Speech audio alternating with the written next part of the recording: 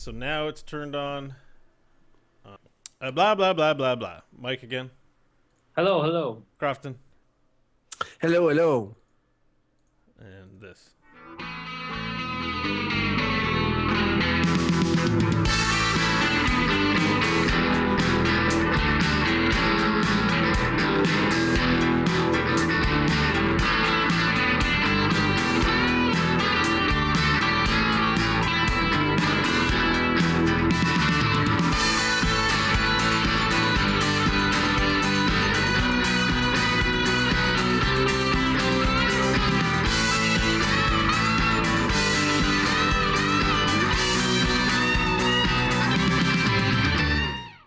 Sweet.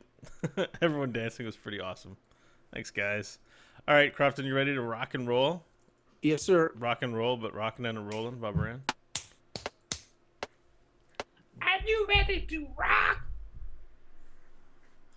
Hello, and welcome to the Good, Bad, or Bullshit podcast. We are the United Nations of Conversation. I am Crofton Steers, your President Obama of this podcast, if you will. With me are my two co-hosts. First off, the Prime Minister Trudeau of this podcast.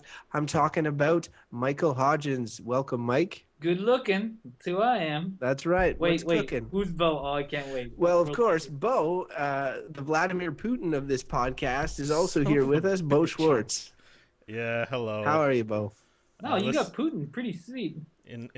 Three strong personalities. He's riding a horse shirtless.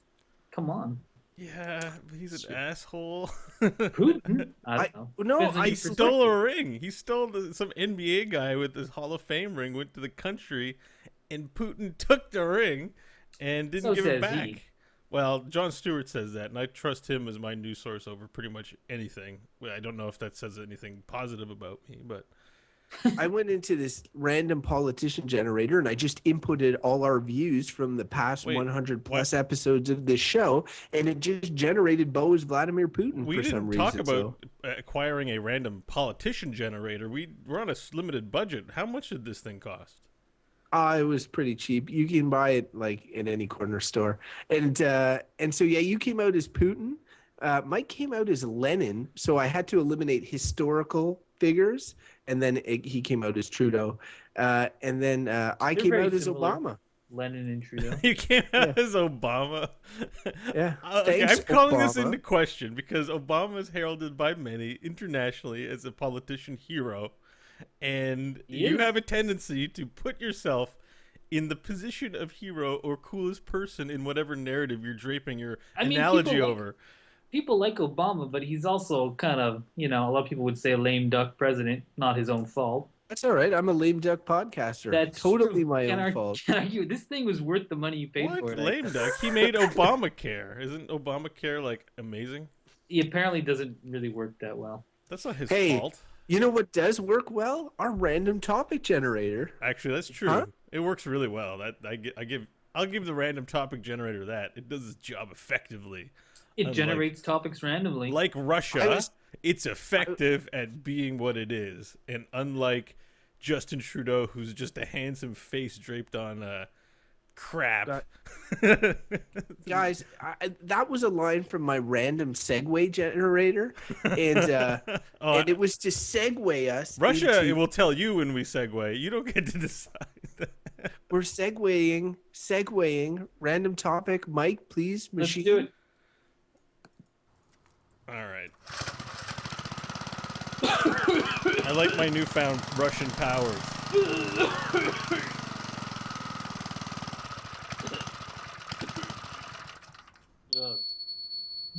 You hear the Russian athletes got banned from the Olympics today? Or the track and field part? If no Russian athlete, then not real Olympic.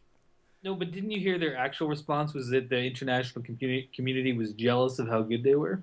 This also true. See, that's not what the mainstream media will tell you, Crofton. Anyways, international community very jealous of Russia.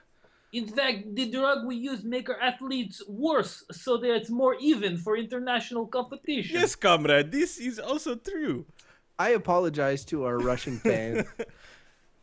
Okay, the topic today, according to the random topic generator, is prisons Prisms or prisons? Prison. Oh, prison, like incarceration. Yeah. Okay. Like you're getting locked up. I was excited for a moment because I thought maybe we'd be speaking about prisms. Also very Prisms? exciting. There's not much to say about prism. Well, it's a random topic generator. They who refract knows why light. it does what What it are you does? gonna say? It come up. Bullshit. Prisms are bullshit. They only reflect light. Can't they do more? Anyways, all right. Prisons, yes, the place you go when you society says, according to its laws and precepts. Well, certain societies, where you go when you screw up, like I don't know, steal some stuff or murder people or cheat on your taxes. And there's a difference between, before we get into this, I mean, it's splitting hairs here, but between jail and prison. Like my understanding is that you know, What's you go Monopoly? you go to jail when, you know, some cop you know, writes you a ticket for something and you give him some lip and he says, "Okay, buddy, you going downtown." And then he takes you to jail, which is like The drunk tank. in the cop shop, yeah, until your lawyer comes in and gets you released. And then you have a trial, and then you lose that trial and are sentenced, and then you go to prison. And that's the difference between jail and prison, I thought. Prison's like Where like you meet Hogwarts. you meet a series of multicultural girlfriends, and then you band together in your independence. Is that I've been watching a lot of Netflix. Oh, he's talking about Orange is the New Black. Isn't that what prison's like? I mean, it is prison. It is a depiction of prison. Well, and okay, like, so to touch on that, you have your different levels of prison, right? You have your minimum security, I think, guess mid security, and then you're in the States super max, or, you know, high security. Maximum and then super max, and then probably ultra mega max, and then like I don't know, just Guantanamo Bay probably. Yeah, and then like you have your like latest Batman movie where it's like the guy who was in the cellar of the supermax prison for mentally ill super criminals gets released, and then he has like where they held Arkham Magneto. Asylum. They held Magneto there at the end of X-Men, or the beginning of X-Men 2. Okay. Guys, you tend to mix up reality and fiction a lot on the show, so none of those things are real. Crofton's so happy to be able to say that to us because we often say that to him. So you know, John Oliver's got this show now on HBO where and his clips always get shared on YouTube. Last week tonight, and he always says these sort of features on things. Like he picks a topic and he does like he breaks it down. And one he did recently was on prisons, and so it's kind of fresh in my mind from that. And of course, he's coming at it with a particular angle. But the thing that is most interesting to me is this is a topic I associate very strongly with the United States of America, because they have. I think there's some ridiculous amount of per capita people who are in prison, and they have more there's something like they have more prisoners, people incarcerated in the United States than there is elsewhere in the world combined, or something like that. Like crazy Is that amount. true? I don't know if that's true, because I feel like China's got a lot of prisoners. Here, I'll Google. Well, while you guys- Google, I'm gonna steer things away a bit from America specifically, and just say like what is the purpose of prison? Why do we? What does it do? And my sense, my sort of just when I'm thinking about it is that we remove people who don't coexist properly according to the laws that we've all implicitly agreed to, don't coexist properly. They hurt other people. They do things that are disruptive to our system, to the extent at which that we've got to separate them from our community. Because crime, like the idea of crime itself, like I think stuff gets inflated with right or wrong. So if I take it away from right or wrong and we just say, here's the social contract. We don't murder one another. We don't steal from one another. We don't, I don't know. Those are the two big ones. We pay our taxes, let's say. We contribute to our community. If we don't, since exile, I don't think is a thing in a lot of countries. I mean, exile is a commonly considered punishment. What are you getting at? What I'm getting at is that it's a place we put people who don't work within our rule. It's like you could have just said, like, I agree. Yeah, it's punishing people. I don't even think so. I think punishment implies that you're trying to change somebody for a bad action. I think that's rehabilitation, and that's the conversation around prisons. because I think there is punishment and then there's rehabilitation, and I think a lot of people would argue that that prison is mostly punishment, because uh, it's like you've done something bad, your privileges in society are revoked, you have to go and live in this cage, and that's that. And depending on the society you live in, because in your right to take it away from the U.S., and I mean, Crofton's point is well taken. The U.S. is like the prime example of like the way to do prisons as punishment. Like you go there, you're locked up, with a bunch of other people who are locked up. Conditions are not good. You're not given opportunities, and when you're released, you're just back on the streets and likely to reoffend because you've been given no skills to cope with your new situation or identify the reasons why you committed crimes in the first place, et cetera, et cetera. See, I take issue with that word punishment because, punishment. You're right. You're using it correctly. If you do something wrong, you are punished for it. I think my issue is that it's a social contract. Like, this isn't about right or wrong. This is about what's good for the group. And I think a lot of us lose sight of that, where, like, for me, putting people into prison is about removing those undesirables, and that we shouldn't be in the industry of punishing people. Who dares to, punishment implies a higher authority punishing a lesser authority. It doesn't work the other way. But that's exactly what laws are about. It's giving authority to the state to dole out punishment, and it's reined in. I mean, it used to be in this country and still in several where it's like your punishment is death for some things. And again, so like that slow change in the way we deal with criminals as societies, I think, is that between that just punishing and rehabilitating. And I think, a lot of societies are trying to move towards the rehabilitation model as opposed to just the punishment model. And I think that's often the issue with prisons. Like should they be these places where you don't want to go there because, like, are they a deterrent, right? You don't want to go there because they're horrid places where you're just going to have to, survive a few years in and then get out and try to rebuild your life? Or are they places where, your privileges in society have been revoked and you're going to have some opportunities to identify what your problems were, why you did these things, why you shouldn't do those things, and what opportunities you might have when you get out to choose a different path?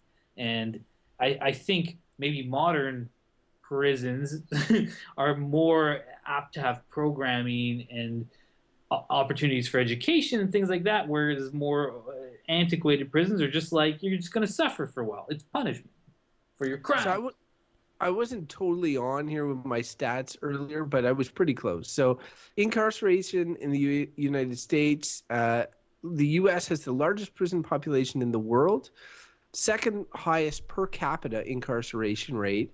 So about in 2013, 698 of 100,000 were incarcerated. And if you look at the list, so the U.S. has 2,217,000 people in prison.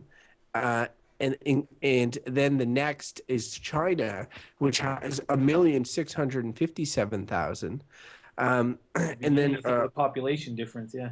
Yeah. Oh, yeah. It's so who was crazy. The highest? You said they were second highest per capita. So who's highest? Yeah, it's funny because it's one of those. So it's the Seychelles or whatever, which has a total population, the country, of 92,735 are in prison. That's so funny. It's because it's so. It's like if you had a country of 10 people and 2 of them were in jail or whatever, like you would probably have the highest per capita in the world, right?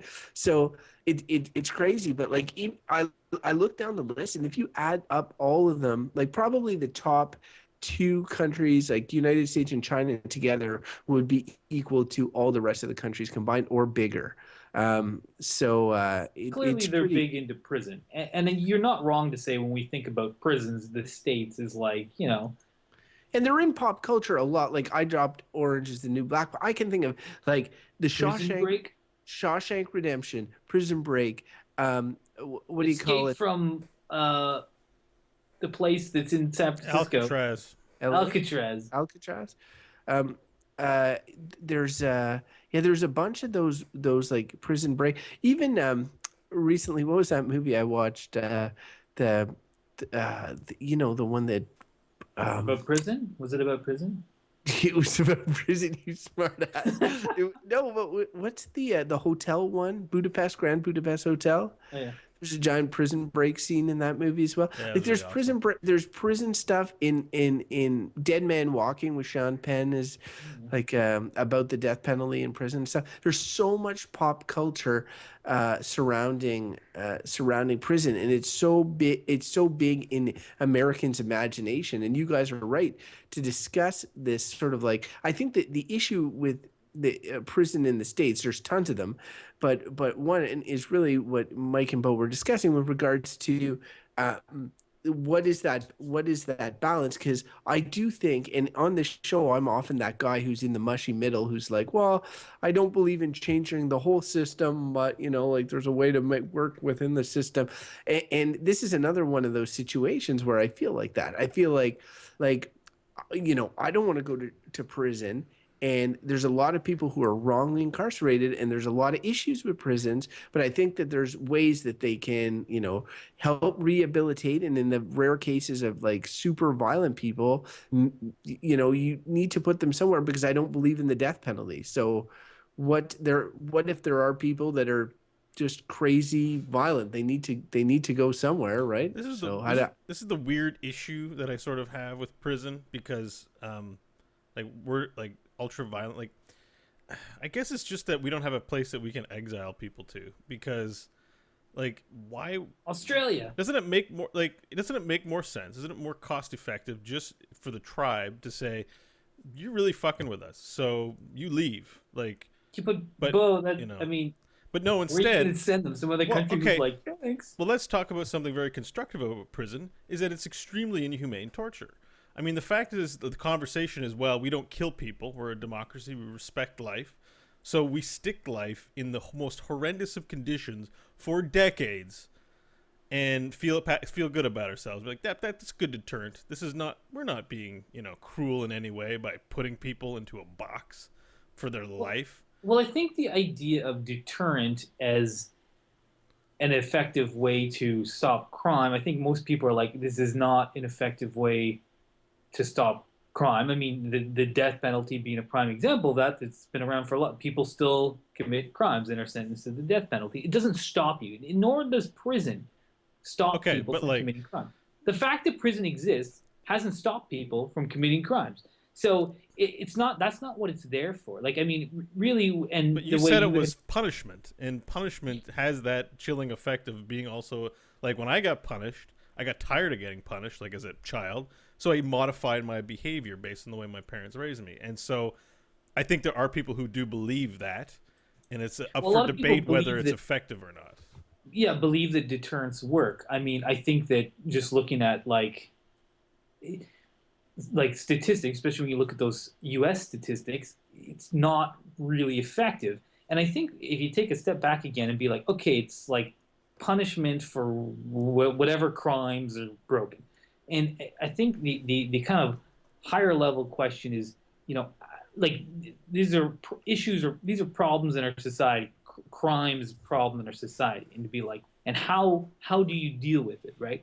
Now, there's like this. There's the simple way, which is like, someone commits a crime, you punish them, put them in prison, and that's like a traditional kind of conservative, tough on crime sort of policy, which a lot of people would agree with, and maybe that's the right thing to do.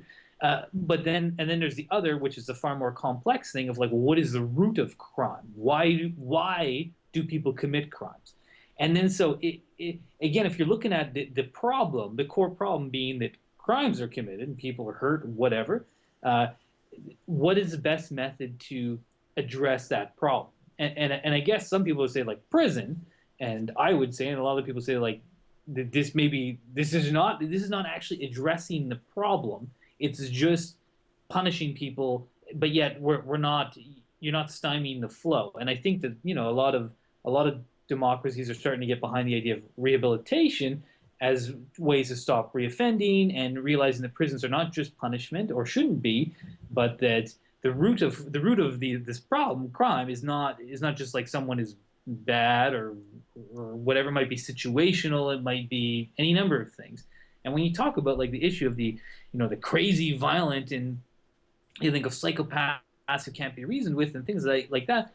And there are that segment of society, but for the most part, someone like that probably has serious mental problems. Like you're probably a sociopath if you can't feel empathy and Well, sure. and if you have those mental problems, rehabilitation and punishment are not you're not necessarily going to understand them in the way they're well, you're not intended. going to understand them. But again, is that the response? So like if we were to agree that someone who is like psychotically violent has mental problems, is this locking them up? I mean, one way to deal with them is lock them in a hole until they die, and another way is maybe they should be treated with drugs or therapy and monitored, and maybe there's a way to figure out what is their underlying mental condition. Maybe it can be treated.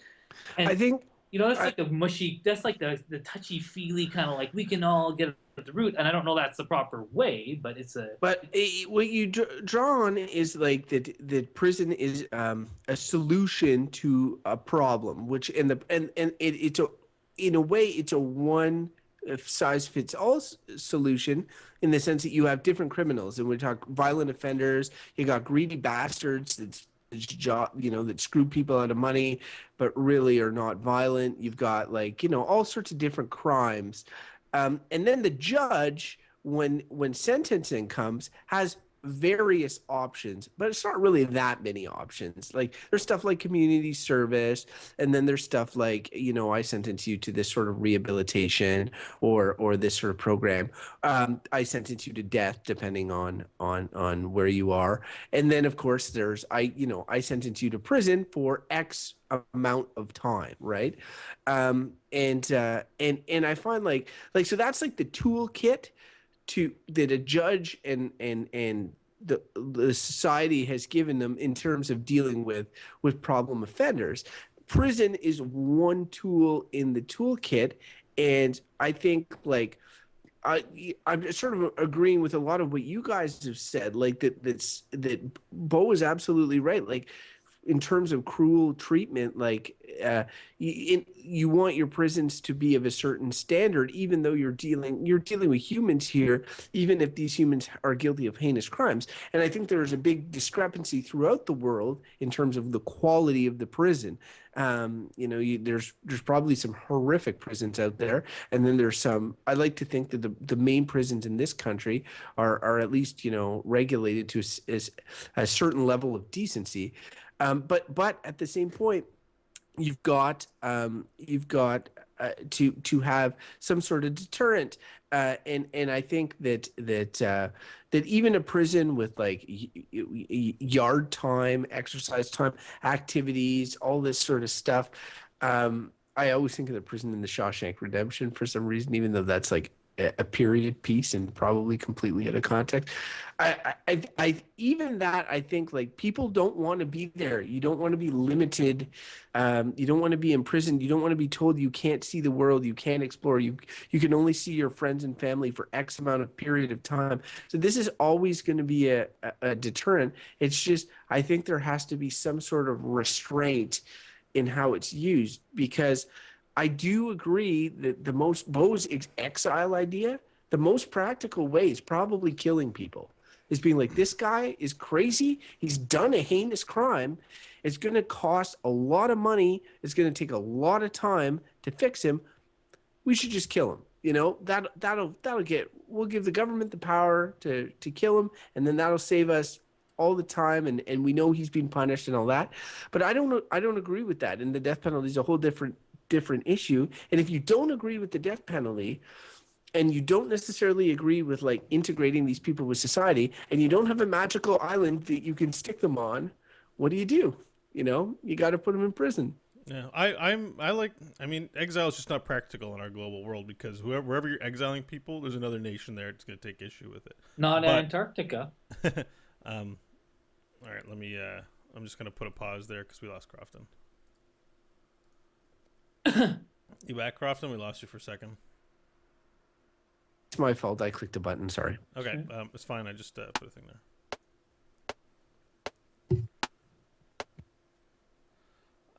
My sense is that I know exile is not practical, but here's how it stacks up. This is the whole issue that I have with the conversation, which is there's ideas of right and wrong, There's ideas of crime and punishment. There's idea that you, on some level, were bad. When I think the mature way to look at this is that belonging to a country means you've agreed to a set of rules, and when you violate those rules, we've determined that there's a price to be paid, right? But the thing is that those prices change, and like, where do we have that conversation where we can say that's not a price that we want to extract from our citizens? The simple fact that when I think about let's take a violent criminal and we say, let's incarcerate him for 40 years, let's make him suffer, let's pay for it. Why not just put him down? And anyone who's a family has had a family member just murdered for no effing reason, like, I don't see why, I don't see why we put that person in a prison and let them even still live. Like, alternatively, maybe for less heinous crimes, ideally we just say, sorry, you don't fit in here. You're not following the rules. So I'm not going to be an asshole and put you in a box. I'm just going to allow you to go. See you later. You don't fit in here. We don't want you here. Goodbye. And maybe that's tantamount to death, but a person has a chance on their own. Whereas if they're in a box, and given the state of prisons, they're probably being mistreated or part of a gang continuing to perpetuate the same antisocial behavior that they had in the first place. The issue I have is making this conversation about right or wrong. It's a question of, how do we keep everyone safe? How do we keep everybody in the society a rule respecter and take out those people who say they want to be here but don't behave like they want to be here?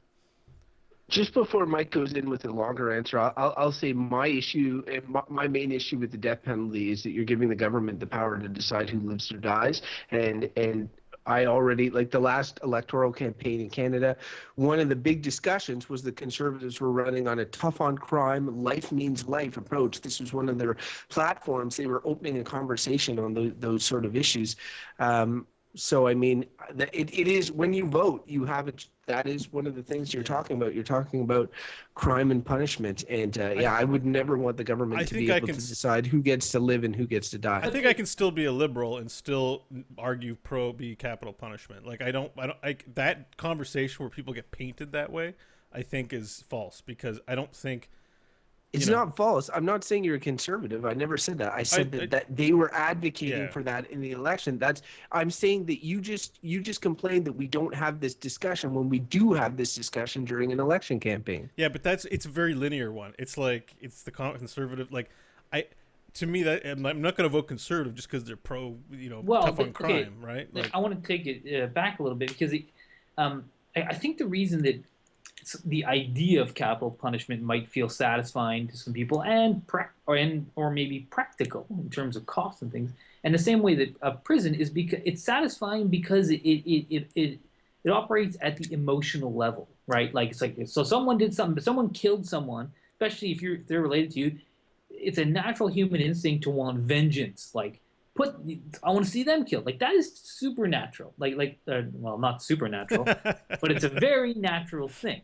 And I mean, if I imagine anyone in my family and, getting killed, I would, I'm a human being like anyone else. Like, I'd blood for like blood to see that person dead. But that's an emotional response. And is that the best way to deal with the problem, problem like crimes in society? Wait, I'm about to get to something here. And what it comes down to is that, like, we talked about a lot of stuff on this. We talk about a lot of stuff on this show, including something like good and evil. And we talked about that, and we, I think, all kind of agreed, and I think this is a truth about the world, that things are not black and white or simple. So it's simple if you just live in a world where, people are bad, and you put bad people in prison, or you send them away, or they kill them. Like, that's simple. Like, the reality is complex. So why does someone commit a crime? What are the reasons for that? It's very complicated, and it's not easily dealt with. Right. And I guess my point is that prisons and those kind of deterrence-based or vengeance-based reactions to crime are ones that are emotional, so people feel sort of satisfied with them. But what the problem is, they don't address the real issues, which is like, why do people murder people? And I mean, and these might have, like, really muddy answers that are unclear, or why do people commit crime? but a lot of there is like a lot of study which looks at cycles of poverty for example, of a lack of opportunities which drive people towards crimes. Like these are the roots Right. of why we have a lot of people in prison. It's not just because they're all dumb Yeah. and idiots. Yeah. But the thing is that addressing those problems, it can't be done with prisons. Which is like it can't. And Which it's is more why I'm underscoring when I bring this up is that it's not about engaging in vengeance, and it's not about who gives a crap, just kill them. It's social. It's putting people in prison is cruel. Like, what is more cruel, killing but you or were saying, putting them in prison like, for long periods of time? But again, like I mean, the what you were talking about was that like okay, we have a social contract. These people have violated. You don't fit in here. See you later.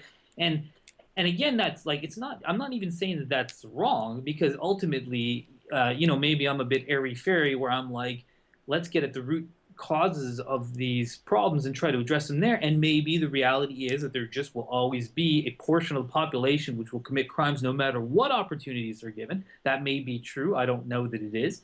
But if it is, then maybe we'll always have to have prisons.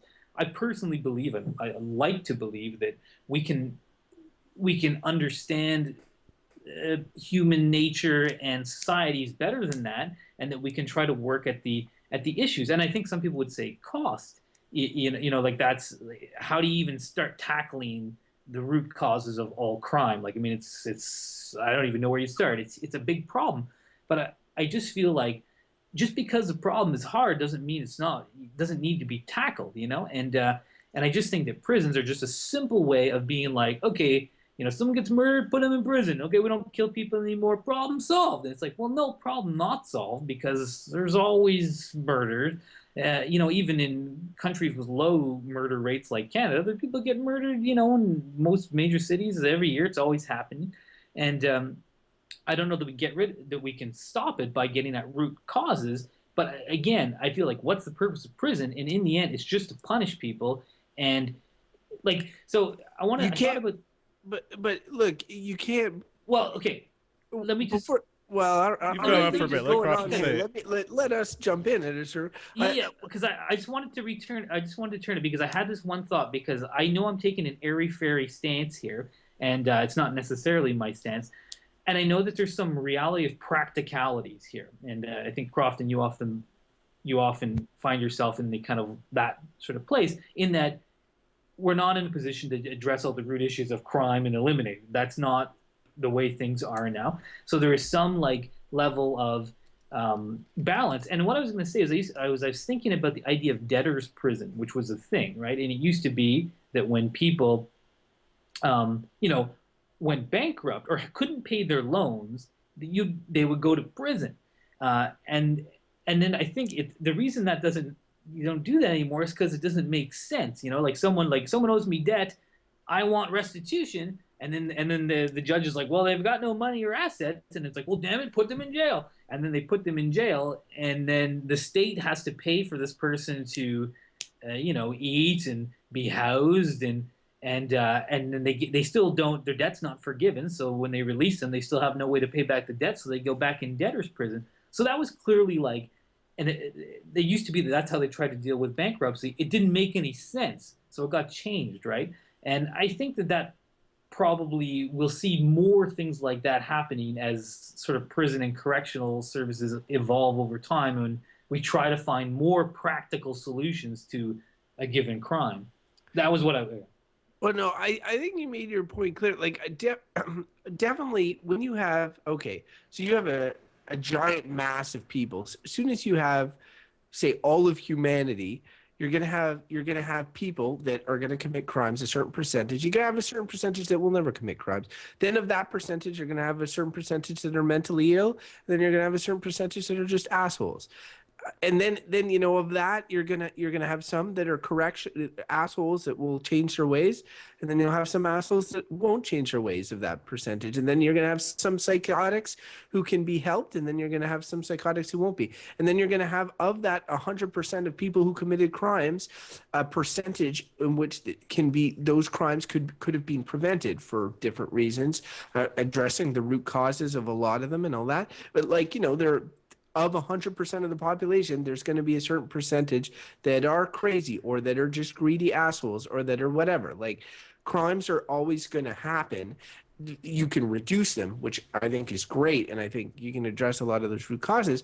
But when the crimes do happen, what do you do at that point? And it kind of sucks because I don't like prisons. Like, I don't like anything really about them except maybe prisons in movies and TV shows. But I don't want to visit a prison. I don't really want to go to prison. I don't want any of my friends and family to go to prison. I don't like prisons. So when a topic like this comes up, I really don't want to be in the position of trying to defend it. It's just for me, I look at all the options on the table when you get certain types of offenders, and prison seems to fit for some of them. And it's just a matter of like, I feel like there's so much wrong with it in the States. And if you watch the John Oliver piece, he goes through it and how like there's for-profit stuff going on left and right, and the whole system is completely corrupt and broken.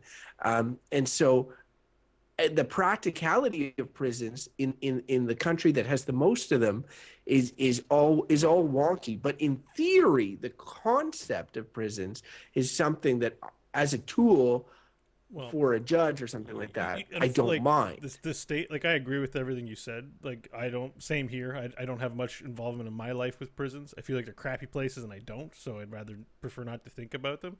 I think maybe they are benefiting me in some way indirectly that I don't see, in that if we've at least incarcerated some assholes that, we don't want walking around, then maybe I didn't have to bump into one in my life because they were taken out of our society. I think the state sort of shows, it's not that, I don't think it condemns prisons. I think it just condemns things like there's a sliding scale as to what our contract is about the rules. So drugs being a big issue in the States, possession, distribution. A lot of people are incarcerated for these things, and a lot of debate around, is that like they're incarcerated for no good reason? The problem is with the state's application of what is acceptable behavior within the country. Change that, and then you change the population of prisons. And also the fact that there are private interests, which we haven't gotten into, that, there can be private companies, I don't think in Canada, but definitely in the States, who run for-profit enterprises based on prisons. So the issue here, though, for me, the big takeaway about prisons is that it is cruel.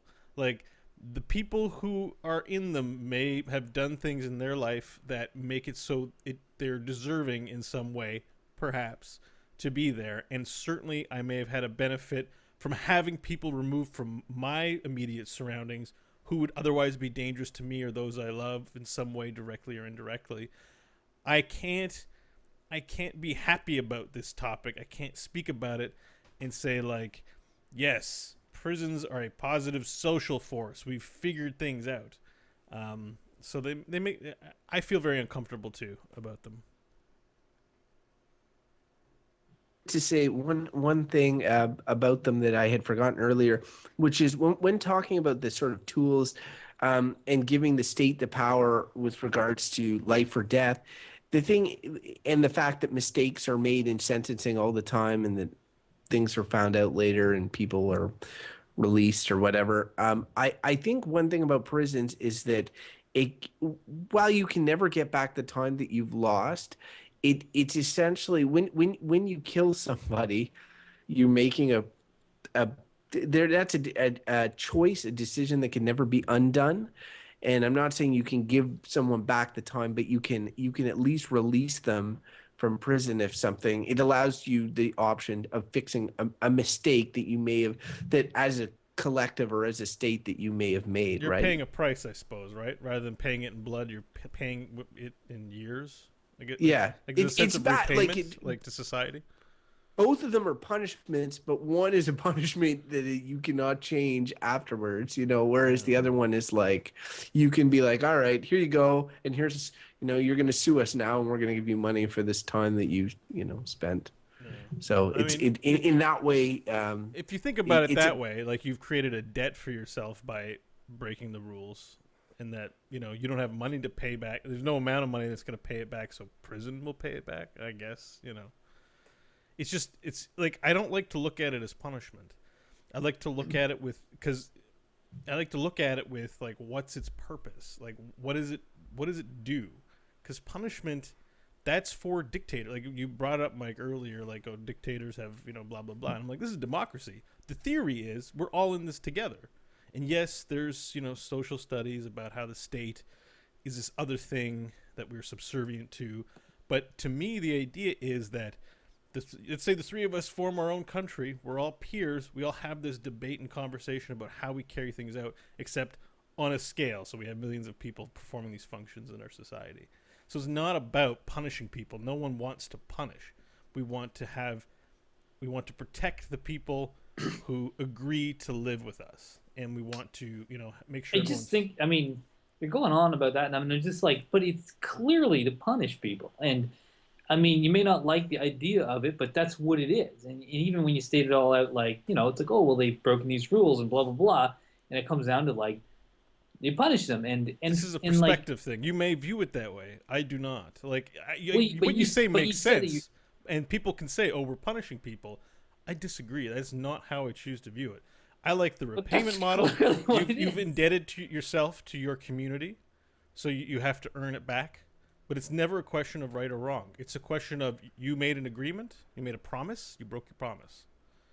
It's not about right or wrong in that sense. And that's empowering not only to our society, but it's empowering to criminals. Because having a label put on you as an evil convict, which, by the way, when you go to prison, when you get convicted of a crime, it's hard to get a job even because you have to wear that label on you. And it may say convicted felon, but what it means to a lot of people is someone who was bad or evil and was punished. And that is what I don't like about that language. Is the fact is, And Bo's right. Well, there's a lot you could say of the problems that ex-cons face, and John Oliver says them in this segment. Man, I plugged that guy so often this episode. But one thing that Bo made me think of as well is other countries, because when he's saying something is not necessarily about right or wrong, it's because a law is not necessarily right or wrong or even just. Any city or nation or whatever can it's a contract. create a law, and it does not necessarily mean that law is just. So you have these countries that people in the, let's say, enlightened West will look at as countries that are maybe third world countries, or countries that are under the rule of a despot or a dictatorial system, like Iran, or people would even point to Russia and say certain things. And then it's like, who are incarcerated there? Well, like the people that go to prison are like, you hear the term political prisoners. China is another big example of. The people that are in prison aren't necessarily the people that we're thinking about when we're having these conversations. And then on one hand, I'm glad that they're not dead, these people that shouldn't even be necessarily in prison to begin with. And then on the other hand, like the prisons as a tool are being used for completely different things in some countries than they are used for in a democratic country, where it's more like about protecting people and punishing those who committed heinous crimes. I mean, it's funny, like when you bring up the, like, you think of China and like political dissidents who end up in prison, and it kind of like raises in my head, and I'm trying to come back to like root issues like when I think of prisons, like I think what they tell us is that we have problems in our society. Like the existence of prisons is like ongoing examples of how we've not matured as a society, and we have a lot of work to do. That's the way I tend to think of it. And depending on the country you look at, so if you say like, oh, people in China, there might be you could go to jail because you're political dissident, and you can say, well, that's the laws of that country, and they violated them, whatever, they go there. And in the States, a lot of people, if you broke it down, you could say a lot of people in the States are in prison because they're poor. And that's real, like, that's ultimately the reason. You could say, or like, black. What? Yeah. Or black. Well, right. But those things are tied in the States, right? They're not distinct. And this comes right, and this stuff is, in the States in particular, is still linked to slavery. And like those roots run deep, and the problems are still there because they've never been dealt with. So to be like, you're in prison because you're poor, and you might say like, oh, you're in prison because you stole something. It's like, well, why did you steal something? Like, well, I'm poor. I don't have anything, and it's like, or I've been driven to crime. Like that's for me, what it comes down to. It's not like these people have broken the social contract or this or that. It's prison is symptomatic of the problems, or is examples of the problems we have in our societies of like poverty or people whose lives are miserable, and they're driven to do things. And so like, okay, I mean, I'm almost ready to give a verdict. I don't know about you guys, but this is one we always have to have a pre-conversation of like how we're doing the verdicts in this, because I feel like we're all going to say like prisons are bad, but we clearly from this discussion don't all agree on, I'm not going to assess the facilities, the average standard on facilities. Like for me, it's going to be what is its role in society. Like what does a prison do? That's what I'm going to give a verdict on.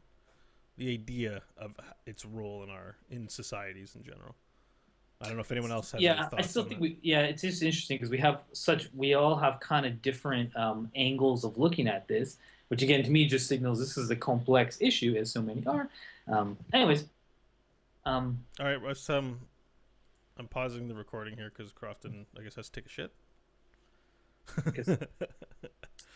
I was gonna say, should we just start verdicts and then? I've made a pause in the recording so I can easily find where we're gonna pick back up. Yeah, let's just go into verdicts because we are 45 minutes into the show, and yeah, I'm ready. We're not a lot of good debate. I like this episode. It's interesting. I don't know. It's funny. So many of these things come down to. I should just save it for my verdict. Yeah. So I'm gonna wait on you. Did you play? Did you play the Brawl this week? It's actually awesome. What? The Brawl in Hearthstone. It's actually awesome this week. You should play it. Yeah, I always like them. Yeah, this one's really good though. You get a spell for 0 mana from any class based on what creature you play. Yeah, no, it's sweet. Yeah, it's super. Oh, awesome. You guys just stopped. I thought you were gonna roll it. Yeah, no, it's verdicts, and we don't want to leave you out of it. So. No, it's yeah. I just got a text then from the lady. So Jesse's just going across the street or whatever. So yeah, well, we can wrap it up. Yeah, no, it's good though. Like I'll go. Once we're done, I'll leave, but no rush. I just needed to take a break. All right, so I'm gonna start recording and then roll the sound right away. Okay. Right.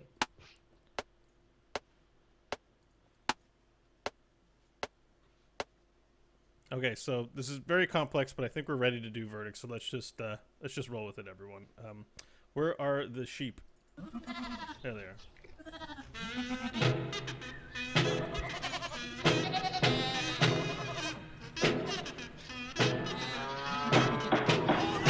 Order, I said. Order in the court. Order in the court, everyone. Who wants to go first? I'll go first. And I thought this was an interesting conversation. Like, I mean, it is interesting, and luckily not one of the three of us have had to deal with prisons, and it'd be interesting to hear from somebody who has a little inside knowledge. But for the three of us, like, I think that we have sort of viewed this through different prisms, to use a word from earlier this episode.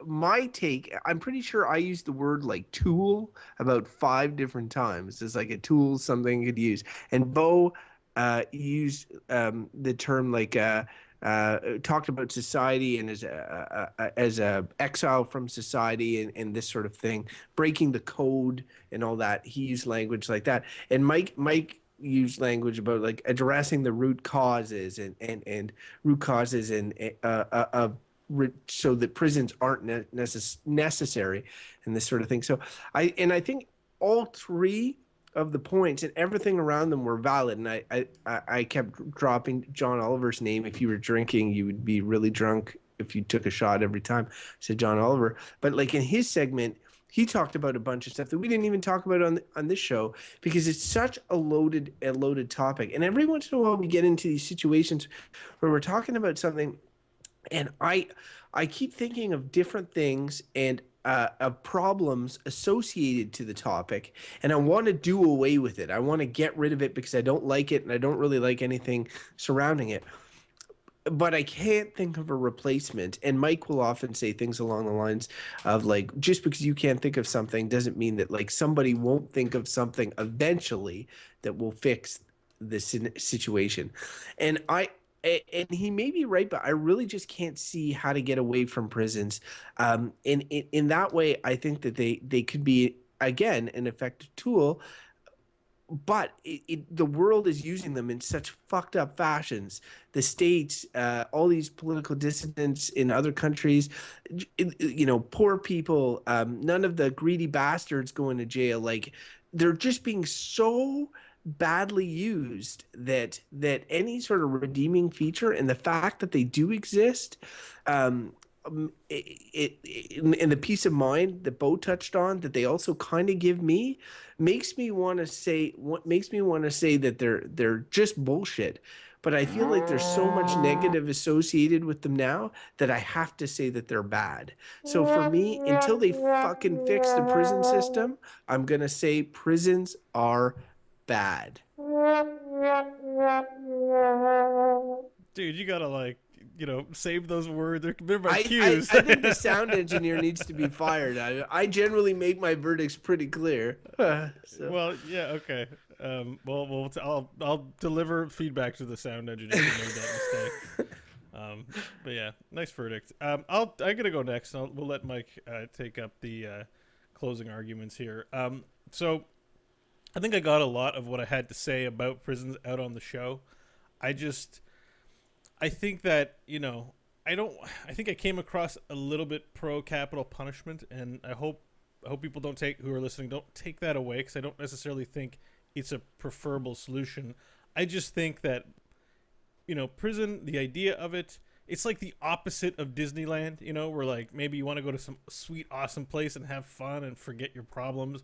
It's like nothing but problems. You can get shanked, and you're gonna, you have to like poo in public, and you got to shower, and there's cavity searches, and there's abusive people, guards, other prisons, or you're just lonely and broken. Like, it just seems horrible. It's so horrible that I wonder if a lot of prisoners just don't want to die. Like, how do they keep going, living without anything? Like, it's terrible. And yes, maybe what they've done is terrible, but the whole point of not having capital punishment is because, like, we want to be, a blood for blood isn't a way to approach things. It's more in line with Mike, where it's like, let's find out what the root causes are and try to work to prevent this as a society. And prison seems like maybe a step to put people there for a little bit until we figure out how to solve the problem. Except I don't think we're solving any problems. I think we put people to get there, and that feels like solution enough. And my sense of prisons is that it's really cruel and inhumane treatment of a person. Maybe not on the level of death, but maybe in some cases pretty damn comparable. So for that reason, I'm going to say that prisons are bad. We need to do better. I'm not saying I have the answer, but we haven't arrived. It's not a solution that we've arrived I to. do feel like, the reason why I was like, we need to contextualize how we give these verdicts, because this is going to be, look, I'll go out and just say, I'm also saying prisons are bad. You can just get it. But like to some extent, I feel like Bo, he's like, I don't like prisons for what they are, but I feel like people do bad things, they should go to prison. So in the sense, and Crofton being like their tool, in the sense that like they're good in the sense that they're a way to, you know what I'm saying? It's like how do you deal with bad people? Well, I can't think of anything else but prison. I'm not saying I even disagree with that, because I can't think of anything else necessarily. So it's to give it, say, like, but they're bad still. Well, you can cane them. We didn't talk about caning, which is a punishment. But look, in the end, what I'm saying is it's interesting to be like, yeah, it's the best tool we have to deal with criminals, but they're bad. And it's like, well, no, in some ways, I'm like, well, it's the only way we have to deal with criminals. They should be good, because you got to deal with criminals. And Crofton contextualizes this stuff in the sense that we all have different views on it. And that's very true and correct, which is why we can all come at bad and be justified in that. in that response. It just looks weird from the outside. So for me, the reason prisons are bad, and I talked about it in the thing. It's what they are symptoms of the problems in our society. Like the fact that they exist show us that like we got problems, like big problems, and I mean there are lots of people who are working to try to solve them, but they're complex. They will take generations to solve, but ultimately they're bad just because like we don't know how to make a world in which a segment of the population can't has to commit crimes to just get through life. Like we can't figure that world out. That's bad. You know what I mean? And it's like I don't have the solutions. And yes, I'm like someone else might figure them out one day. But the point is, it's bad. Nope, sorry.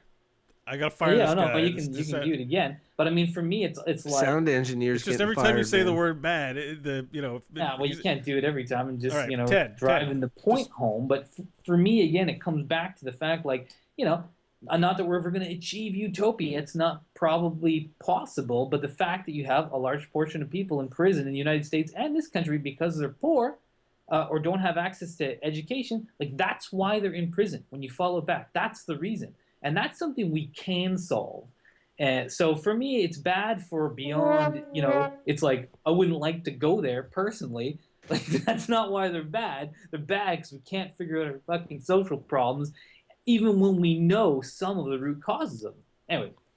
So there you have it. 3 bads. We have sent prisons to the prison of bad verdicts. Wow. And there they will join the sound engineer. If you want to share your view on prison, especially if you're on the inside and you want me to put a file in a cake and send it to you or whatever, well, you can reach us at goodbadbull@gmail.com. You can also follow us on Facebook /goodbadbull.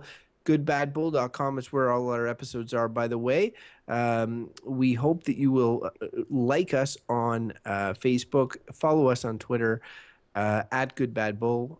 Also, we're on iTunes. You can subscribe. You can subscribe on Stitcher. Just listen to our show. Tell all your friends how awesome it is. Make them listen, or tell them that they'll go to jail or something if they don't listen. That's probably a false promise. Prison, not whatever. Jail. Prison. Not jail. Well, they could go to either, whatever. Incarcerate. I don't care. You can also all of us. You can follow us individually. So let's start with Mike. Mike, if people want to follow you, how could they do that? They can use Twitter at ML Hodgins.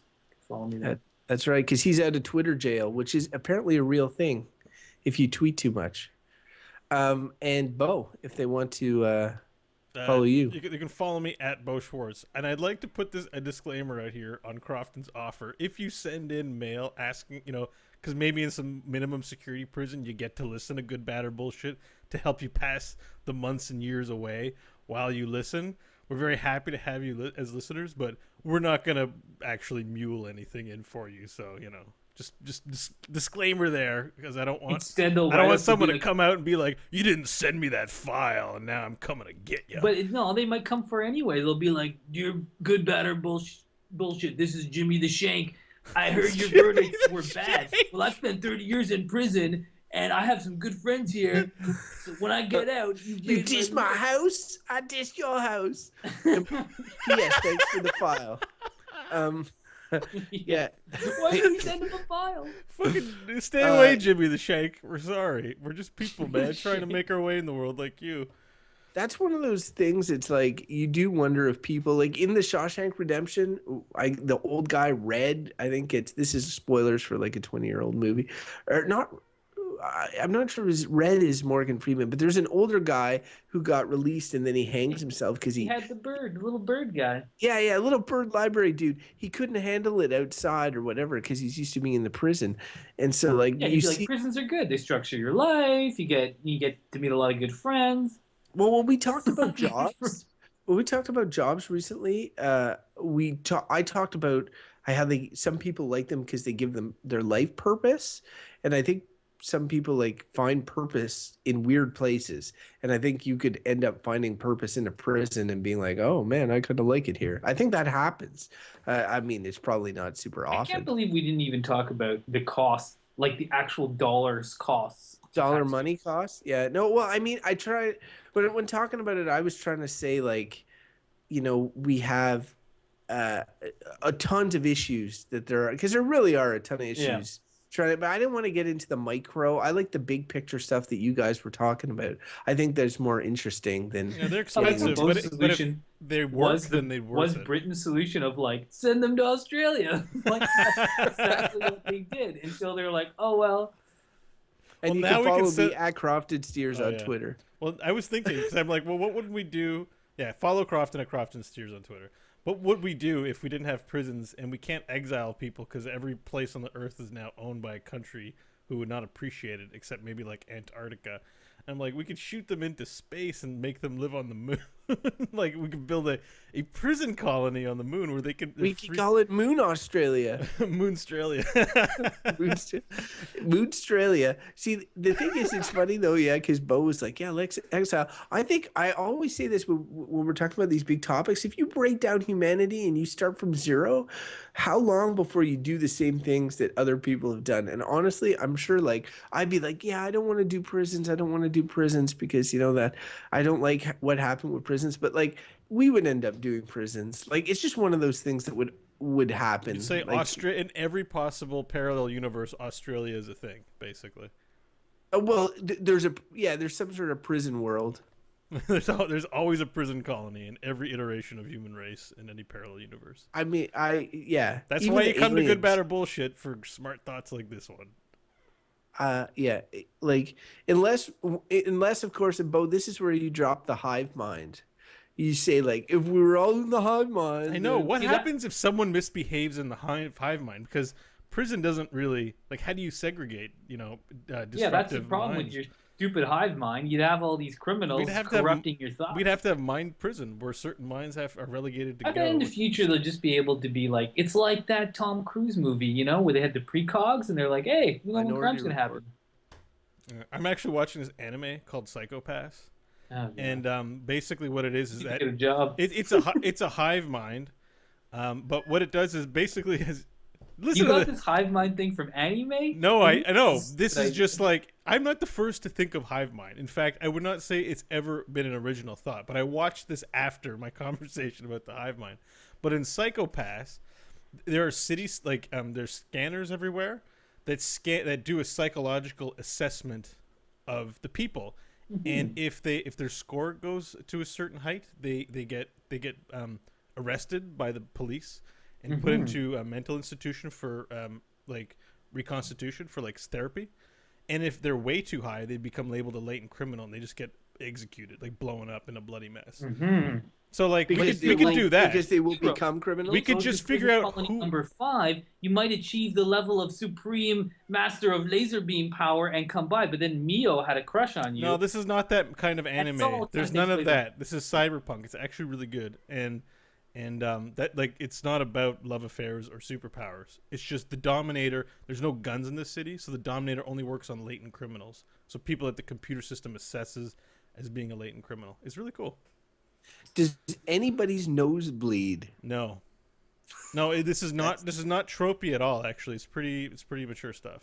So sweet, it's a good one. I judge my anime on the level of nosebleeds. Trust me, so this is a 0 nosebleed out of 5. Yeah, I like that stuff too. But the only thing that this meets in terms of stereotypes is that they all have big emotional eyes, and you know it's in that anime style. But Bo, you're like a nerd culture like paragon. Yeah. I like. You're just stuff. like all in. You're like, I don't like anything except nerd culture, pretty much. Yeah. I've always have, but I'm just embracing it. I'm now at the age where I'm not trying to be too cool to not admit that the things that I love. But nerd culture is kind of cool now. You waited until it became cool, and then you jumped on. Yeah, it's like hipsters are kind of like, you know, look at my Atari shirt. I'm busted. Hey, I have an Atari shirt. Now I gotta go to nerd prison. I'm gonna get taken to nerd prison for being a con artist. Where you'll be raped by tentacles. Many of them. One for every orifice, and then some. All right. Oh, Nichiwan. Okay. Also, have you guys? Don't you like Cowboy Bebop? I've been meaning to watch that one. I I hear have- it's really good. Yeah. I have that I feel like now. I watched a bit All of it and I was like, man, anime is kind of annoying. Once you watch a bit of it, you're like, it's a Yeah, I heard your diatribe at the beginning where it's like, action, my brain! Ah, where's my Depends? I shit myself. I better change my diaper. Hey, that's the argument, not the person, though. All right, my live stream. Like, you heard the pen. I forgot about that. Okay.